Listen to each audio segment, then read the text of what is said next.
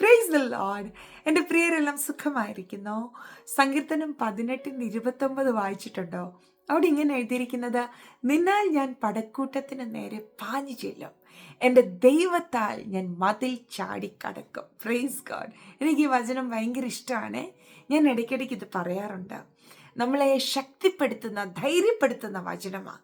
നമ്മളുടെ കാലുകൾക്കും കരങ്ങൾക്കും ബലമേകുന്ന ഒരു വചനമാണ് ഇത്. മുന്നോട്ട് പോകുവാൻ ധൈര്യമേകുന്ന വചനമാണ്. പ്രിയപ്പെട്ടവരെ, പലപ്പോഴും നമ്മളുടെ ജീവിതത്തിൽ നല്ല സന്തോഷമായിരിക്കുമ്പോൾ, അതായത് കയ്യിൽ ആവശ്യത്തിന് സാമ്പത്തികവും ശരീരത്തിന് സൗഖ്യവും കുടുംബജീവിതത്തിൽ സന്തോഷവും നല്ല ജോലിയും നല്ല ബന്ധങ്ങളും ഒക്കെ ഉള്ളപ്പോൾ നമുക്ക് സന്തോഷിക്കാനും ധൈര്യത്തിൻ്റെ വാക്കുകൾ പറയുവാനും, ഞാൻ ദൈവവിശ്വാസിയാ, എൻ്റെ ജീവിതത്തിൽ ദൈവം എല്ലാം നല്ലതായി ചെയ്യും എന്നൊക്കെ പറയുവാൻ കഴിയും.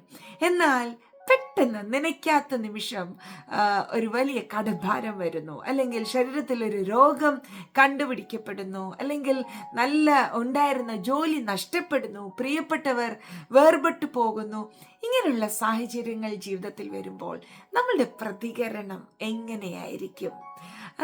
കർത്താവിനെ സ്നേഹിക്കുന്ന, കർത്താവ് നിങ്ങളിൽ വസിക്കുന്നു, നമ്മളിൽ വസിക്കുന്നു എന്ന് വിശ്വസിക്കുന്ന നമ്മളുടെ ഓരോരുത്തരുടെയും പ്രതികരണം നമ്മളുടെ പ്രതികൂലങ്ങളിൽ, ബുദ്ധിമുട്ടുകളിൽ, വേദനകളിൽ എപ്രകാരമായിരിക്കും? പ്രിയപ്പെട്ടവരെ, അതേ ദിവസങ്ങളിൽ നാം ഏറെ ചിന്തിക്കണം. കഴിഞ്ഞ ദിവസം ഞാനൊരു അനുഭവം കേൾക്കുകയുണ്ടായി. കർത്താവിനെ സ്നേഹിക്കുന്നു എന്ന് പറയുന്ന, ആരാധിക്കുന്നു എന്ന് പറയുന്നവരുടെ ജീവിതത്തിൽ പെട്ടെന്നൊരു പ്രതികൂലം വന്നപ്പോൾ, അയ്യോ, ഈ ദൈവം എന്താ എൻ്റെ ജീവിതത്തിൽ ഇങ്ങനെ ചെയ്തത്? എന്തിനാ ഞാൻ ഇതിലൂടെ കടന്നു പോകുന്നത്? എന്തുകൊണ്ട് എനിക്കിത് സംഭവിച്ചു? ദൈവം ഇല്ലേ എന്നൊക്കെ ചോദിക്കുന്നത് ഞാൻ കേട്ടു. അത് എന്നെ ഏറെ ഭാരപ്പെടുത്തി. ഞാൻ ചിന്തിക്കുകയായിരുന്നു, ഈ സകലത്തെയും സൃഷ്ടിച്ച ദൈവം അല്ലേ, നമ്മളുടെ ബുദ്ധിക്കൊന്നും അളക്കുവാൻ കഴിയാത്ത ദൈവം നമ്മളുടെ ഓരോ ആവശ്യങ്ങളും അതത് സമയങ്ങളിൽ നടത്തുന്നു. അത് മാത്രമല്ല, വചനം പറയുന്നു, കരയുന്ന കാക്ക കുഞ്ഞുങ്ങൾക്കും അതിൻ്റെ ആഹാരം കൊടുക്കുന്നു. അപ്പോൾ ആ ദൈവത്തിൻ്റെ വലുപ്പം എത്രയാ! ആ വലിയ ദൈവം നമ്മളെ ഓരോ നിമിഷവും കരുതുന്നു, നമുക്കായി ചിന്തിക്കുന്നു, വിചാരപ്പെടുന്നു.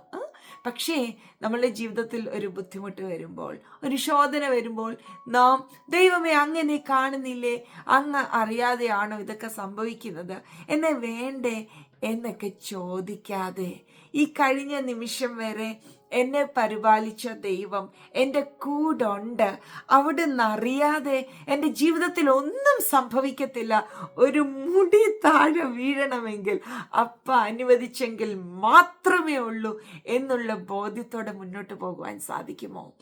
അങ്ങനെ പോകുവാൻ കഴിയുന്നവർ പ്രതിസന്ധികളുടെ മധ്യത്തിൽ, രോഗത്തിൻ്റെ മധ്യത്തിൽ ഇങ്ങനെ പറയും, നിന്നാൽ, അതായത് എൻ്റെ ദൈവത്താൽ ഞാൻ പടക്കൂട്ടത്തിന് നേരെ പാഞ്ഞു ചെല്ലും. എനിക്ക് വിരോധമായി വരുന്ന രോഗശക്തികൾക്കെതിരെ, എനിക്ക് വിരോധമായി ഇപ്പോൾ എന്നെ ക്ഷീണിപ്പിക്കുവാൻ, തകർക്കുവാൻ വന്നിരിക്കുന്ന കടഭാരത്തിനെതിരെ, അല്ലെങ്കിൽ എൻ്റെ ജോലിയിലെ ബുദ്ധിമുട്ടിനെതിരെ, കുടുംബജീവിതത്തിലെ പ്രതിസന്ധിക്കെതിരെ, എനിക്ക് വിരോധമായി ശത്രു ഉണ്ടാക്കിയ സകല തന്ത്രങ്ങൾക്കുമെതിരെ ഞാൻ കടന്നു ചെല്ലും. എൻ്റെ ദൈവത്താൽ ഞാൻ ഈ പ്രതികൂലങ്ങളുടെ മതിലിനെ ചാടിക്കടക്കും എന്ന് പറയുവാൻ സാധിക്കുമോ? ഇന്ന് പരിശുദ്ധാത്മാവിൽ ആശ്രയിച്ച് ഞാൻ എൻ്റെ പ്രിയപ്പെട്ടവരോട് ചോദിക്കുകയാ, സന്തോഷ സമയത്ത് എല്ലാം ഉള്ളപ്പോൾ ദൈവത്തെ സ്തുതിക്കുവാനും ധൈര്യത്തിൻ്റെ വാക്കുകൾ പറയുവാനും നമുക്കെല്ലാം സാധിക്കും.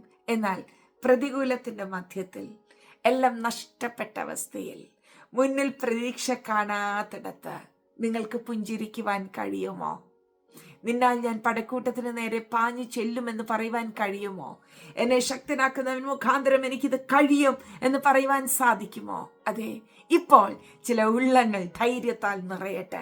അതേ പ്രിയപ്പെട്ടവരെ, സാഹചര്യം എന്ത് തന്നെയാണെങ്കിലും, ഉയർച്ചയാണെങ്കിലും താഴ്ചയാണെങ്കിലും, സൗഖ്യമാണെങ്കിലും രോഗമാണെങ്കിലും, എന്ത് സാഹചര്യത്തിലും എൻ്റെ യേശുവിനോടുള്ള സ്നേഹത്തിൽ നിന്ന് ഞാൻ വേർപിരിയത്തില്ല. മാത്രമല്ല, വിശ്വാസത്തിൻ്റെ പരിശോധനകൾ ജീവിതത്തിൽ വരുമ്പോൾ ഞാൻ എൻ്റെ കർത്താവിനെ തള്ളിപ്പറയത്തില്ലെന്ന് എത്ര പേർക്ക് പറയാൻ സാധിക്കും? ശദ്രക് മേശക് അബേദ്നെഗോവിന്റെ മുന്നിൽ വലിയ പ്രതികൂലമാ വന്നത്. അവരെ തീച്ചൂളയിൽ ഇടുവാൻ തുടങ്ങുകയാ. പക്ഷേ ഭക്തരെന്താ പറഞ്ഞത്? ഈ തീച്ചൂളയിൽ നിന്ന് ദൈവത്തിന് ഞങ്ങളെ വിടുവിക്കുവാൻ കഴിയും എന്ന് ഞങ്ങൾക്ക് നല്ല ഉറപ്പാ. ഇനിയും ഇൻ കേസ് വിടുവിച്ചില്ലേലും ഞങ്ങളുടെ കർത്താവിനെ തള്ളി പറയത്തില്ല. എന്നെ കേൾക്കുന്ന റോസ് ഓഫ് ഷാരൻ കുടുംബാംഗങ്ങൾ, ഞാൻ നിങ്ങളോട് പറയട്ടെ, ജീവിത സാഹചര്യങ്ങൾക്ക് കർത്താവുമായിട്ടുള്ള നിങ്ങളുടെ ബന്ധത്തെ വേർപിരിപ്പാൻ സാധിക്കരുത്. യേശുവിനെ ആഴമായി സ്നേഹിക്കുക. ജീവിതത്തിൽ എന്ത് വന്നാലും എൻ്റെ കർത്താവ് അറിയാതെ ഒന്നും സംഭവിക്കില്ല എന്നുള്ള ബോധ്യത്തോടെ മുന്നേറുക. അപ്രകാരം നിങ്ങളായിരിക്കുന്നുവെങ്കിൽ നിശ്ചയമായും നിങ്ങളുടെ പ്രതിസന്ധികളിൽ നിങ്ങളെ ചുമലിൽ തട്ടി ധൈര്യപ്പെടുത്തേണ്ടതിന്, നിങ്ങളുടെ കരുത്തിൽ പിടിച്ച് നയിക്കേണ്ടതിന്, നിങ്ങളെ മാറോട് അണിക്കേണ്ടതിന് ദൈവ സാന്നിധ്യം അരികിൽ ഇറങ്ങി വരും. എൻ്റെ തീരുമാനമാ. ഞാൻ ജീവിതത്തിൽ ഒത്തിരി പ്രതിസന്ധികളിലൂടെ പോയിട്ടുണ്ട്. കാഴ്ചയും ഓർമ്മയും നഷ്ടപ്പെട്ട് മെഡിക്കൽ ICUയിൽ ചില ദിവസങ്ങളിൽ കിടന്ന അവസ്ഥ എൻ്റെ ജീവിതത്തിൽ വന്നിട്ടുണ്ട്. ക്യാൻസർ ഡയഗ്നോസ് ചെയ്ത മറ്റൊരവസ്ഥ എൻ്റെ ജീവിതത്തിൽ വന്നിട്ടുണ്ട്. കഴിഞ്ഞ ദിവസം നിങ്ങൾക്കറിയാം, മരണതുല്യമായ അനുഭവത്തിലൂടെ എൻ്റെ ജീവിത പങ്കാളി കടന്നുപോയി. ഞാൻ കർത്താവിനോട് എന്നും പറയുന്ന ഒരു കാര്യമുണ്ട്, എൻ്റെ ജീവിതത്തിൽ എന്ത് വന്നാലും അവയ്ക്കൊന്നും അങ്ങയോടുള്ള സ്നേഹത്തിൽ നിന്ന് എന്നെ വേർപെടുത്താൻ കഴിയത്തില്ല. പ്രിയപ്പെട്ടവരെ, ആ തീരുമാനം ഞാൻ നിരന്തരം എൻ്റെ കർത്താവിനോട് ഏറ്റു പറയുമ്പോൾ എൻ്റെ ജീവിതത്തിൽ പ്രതിസന്ധി സ്വർഗം അനുവദിച്ചാലും അവിടെയെല്ലാം എന്നെ കരുതുന്ന താതൻ്റെ കരം ഞാൻ അനുഭവിക്കുന്നു. എന്നെ കേൾക്കുന്ന പ്രിയപ്പെട്ടവരെ, ധൈര്യപ്പെടാ. ഇപ്പോൾ വന്നിരിക്കുന്ന പ്രതികൂലങ്ങളിൽ, രോഗത്തിന്റെ അവസ്ഥയിൽ, തലമുറ വിരോധമായി നിൽക്കുന്ന ഈ മേഖലയിൽ, കുടുംബത്തിൽ മത്സരമുയർന്ന ഈ അനുഭവങ്ങളിൽ നിങ്ങൾ കർത്താവിനെ തള്ളി പറയരുത്, യേശുവിനെ തള്ളി പറയരുത്. പ്രാർത്ഥിച്ചിട്ട് എന്തുകൊണ്ട് എൻ്റെ ജീവിതത്തിൽ ഇങ്ങനെ വന്നു എന്ന് പറയരുത്. ഇന്ന് നാം വായിച്ച വചനം എന്നേറ്റു പറഞ്ഞേ, നിന്നാൽ ഞാൻ പടക്കൂട്ടത്തിന് നേരെ പാഞ്ഞു ചെല്ലും, എൻ്റെ ദൈവത്താൽ ഞാൻ മതിൽ ചാടിക്കടക്കും, എന്നെ ശക്തനാക്കുന്നവൻ മുഖാന്തരം എനിക്ക് സകലതും കഴിയും. എൻ്റെ പൊന്ന് കർത്താവ് അറിയാതെ എൻ്റെ തലയിൽ ഒരു മുടി താഴെ വീഴത്തില്ല. ഞാൻ എൻ്റെ അപ്പായുടെ കൺമണിയാ. ഹല്ലേലൂയ, പ്രൈസ് ദി ലോർഡ്. ഉള്ളങ്ങൾ ധൈര്യപ്പെടട്ടെ, പ്രാർത്ഥിക്കാം. പരിശുദ്ധ പിതാവേ, അതെ അപ്പാ, അങ്ങ് ഞങ്ങൾക്ക് ഈ ലോകത്തിൽ ആയുസ്സും ആരോഗ്യവും ബലവും സൗഖ്യവും ഒക്കെ തന്നിട്ടുണ്ട്. അന്നേരം ഞങ്ങളെല്ലാം സന്തോഷമാ. എന്നാൽ എന്തെങ്കിലും ഞങ്ങൾക്ക് നഷ്ടപ്പെടുമ്പോൾ പലപ്പോഴും അങ്ങയെ ചോദ്യം ചെയ്ത അനുഭവങ്ങൾ ഞങ്ങളുടെ ജീവിതത്തിൽ വരുന്നു. അങ്ങ് കൂടെയുള്ളത് ഡൗട്ട് ചെയ്യുന്ന അവസ്ഥകൾ ജീവിതത്തിൽ വന്നിട്ടുണ്ട്.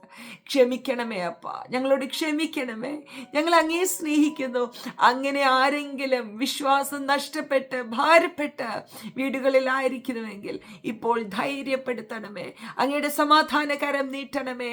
അങ്ങ് കൂടെ ഉണ്ടെന്നുള്ള ബോധ്യം എൻ്റെ പ്രിയപ്പെട്ടവർക്ക് ഉണ്ടാകട്ടെ. Hallelujah, praise the Lord. നിന്നാൽ ഞങ്ങൾ പടക്കൂട്ടത്തിന് നേരെ പാഞ്ഞു ചെല്ലും, എൻ്റെ ദൈവത്താൽ ഞാൻ മതിൽ ചാടി കടക്കും എന്നുള്ള ഉറപ്പ് അങ്ങയുടെ പൊന്നുമക്കളുടെ ഉള്ളിൽ വ്യാപരിക്കട്ടെ. Hallelujah, hallelujah. സന്തോഷത്തിലും സന്താപത്തിലും ഒരുപോലെ കർത്താവിനെ സ്തുതിക്കുവാൻ, അങ്ങേക്ക് പാടുവാൻ ഞങ്ങളെല്ലാം അങ്ങ് ബലപ്പെടുത്തണമേ. ഞങ്ങൾ അങ്ങയെ സ്നേഹിക്കുന്നു. എൻ്റെ പ്രിയരെല്ലാം ഞാൻ ബ്ലെസ് ചെയ്യുന്നു. മഹത്വ അപ്പായിക്ക് യേശുവിൻ നാമത്തിൽ തന്നെ ആമേൻ. പ്രിയരെ, നമ്മളുടെ തീരുമാനത്തെ സ്വർഗം മാനിക്കും. ശദ്രക് മേശക് അബേദ്നെഗോ എടുത്ത ഉറച്ച തീരുമാനത്തെ കർത്താവ് മാനിച്ചു.